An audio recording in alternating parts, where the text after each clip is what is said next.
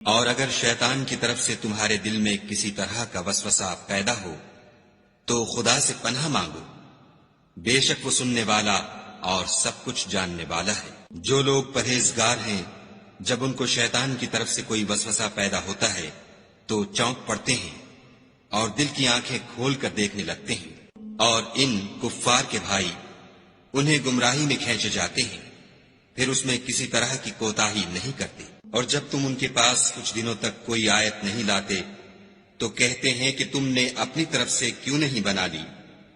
کہہ دو کہ میں تو اسی حکم کی پیروی کرتا ہوں جو میرے پروردگار کی طرف سے میرے پاس آتا ہے۔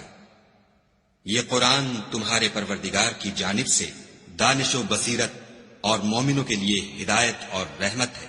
اور جب قرآن پڑھا جائے تو توجہ سے سنا کرو اور خاموش رہا کرو تاکہ تم پر رحم کیا جائے، اور اپنے پروردگار کو دل ہی دل میں عاجزی اور خوف سے اور پست آواز سے صبح شام یاد کرتے رہو، اور دیکھنا غافل نہ ہونا۔ جو لوگ تمہارے پروردگار کے پاس ہیں وہ اس کی عبادت سے گردن کشی نہیں کرتے اور اس پاک ذات کو یاد کرتے اور اس کے آگے سجدے کرتے رہتے ہیں۔